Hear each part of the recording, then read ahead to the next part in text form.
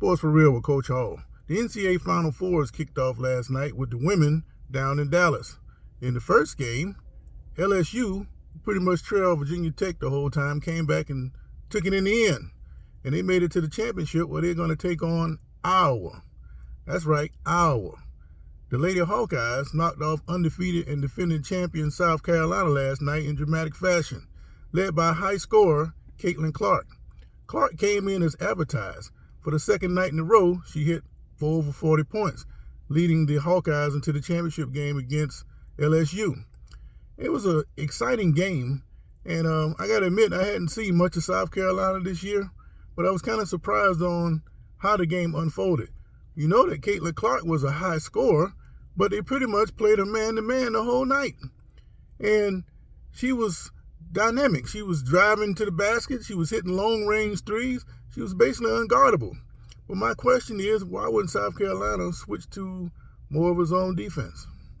That might have helped in the situation, especially given like that the way Iowa played the big men of South Carolina. They pretty much left that girl Raven Johnson out there to shoot. And I don't know if she was ready for the task. She performed okay, but I think the difference was if she had been a dead-eye shooter like Caitlin Clark, then South Carolina blows Iowa out, especially with the depth that they had. But the point is, it was exciting, and it's what you look for in the championship caliber setting. In the championship game, LSU, if they learn anything from last night's game, they're going to have to find a way to slow Caitlin Clark. Now, there's a couple things that I noticed about Clark. Clark, being as good as she is, she's cocky.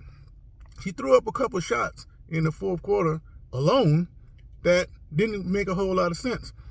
You know, you hot and you feeling it, and you feel a crowd egging you on, and you just throw up a 40-foot shot. Why? Won't you take the shot in the natural progression of the offense, and it would have made a bigger difference. If she's going to do that against LSU, odds are she's not going to have the same fortune she had last night. Not saying that she doesn't do that all the time, but you can't depend on those long-range shots to win a championship.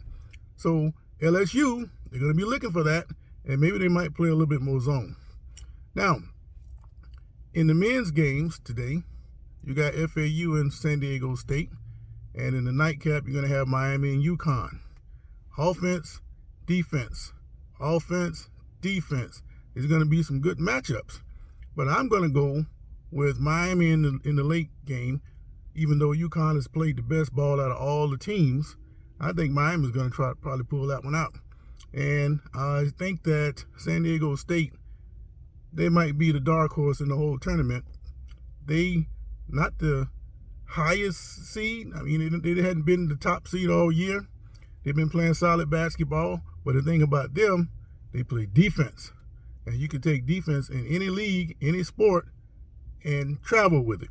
So I think San Diego State going to get into that championship game to take on UConn. Now, speaking of NCAA basketball, I saw Charles Barkley on 60 Minutes last week, and he was talking about how NIL is going to destroy college basketball. His point of contention was that he thinks that with all these guys getting paid, eventually, only the teams that are paying players or are willing to pay players, they're going to rise to the top and dominate the whole sports scene. So when asked, he says it's going to be about 20 or 25 teams. Well, if that's true, I got two questions. First question, hasn't it always been that way? In any sport, as a matter of fact, any sport in the world, especially here in America, you look at who's been winning the championships in those leagues. I don't care if it's church league or whatever. It's always the same cast of characters in every league. Well, it's the same thing in college sports. Pick the sport, college football. Even before players were being paid, who were winning the championships? The same 10 or 12 teams. Put those names in a bag, shake them up, pull them out. Alabama, they were there for years. They dropped off, but they reemerged with Saban. USC does the same thing from time to time. Teams in the SEC, they rotate. All the teams that win the championship tend to be the same ones. So when he says that it's only going to be 20 or 25 teams that dominate, looks to me to be the same thing. Now, keeping it in context, college basketball, especially the women. I've been watching this since the early 80s. Matter of fact, I remember when Baylor coach Kim Mulkey was a point guard for Louisiana Tech when they were playing in the Final Four at the Scope in Richmond, Virginia. That's what gets me all excited about what I saw last night, how the game has progressed. The game was completely different back then. It was an old stuffy style of play, but the way those girls were playing last night is not as far as competitive level, it's not a big drop-off as far as excitement goes from what I see with the men.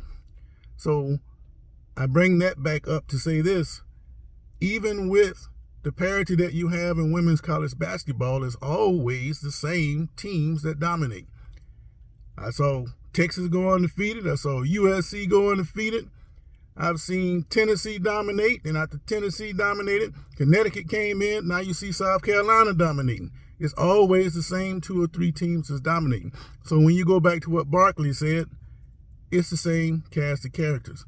The second question I have, if you're going to have the same teams dominate, and it's all based on what NIL is affecting, what about the women's games? Are the women being paid on the same level as the men? That's the one question that hasn't been addressed. And I'm going to look into that, and I'm going to present my findings on that. I want to know, how are the women being affected by the NIL? And if what Barkley says is true, which teams are benefiting the most? Those are some interesting questions that need to be looked into. But meanwhile, great games last night. Expect greater games today. And I think in the end, I don't think LSU is going to be able to slow down Caitlin Clark. Nobody has all year. And I thought if anybody was going to do it, it was going to be South Carolina. And I'm going to go with San Diego State. And I'm going to go with Miami to knock off UConn. And then I'll give my predictions about the men's championship game later on. But right now, I think the Iowa Hawkeyes are going to knock off LSU in the women's game. Sports for real.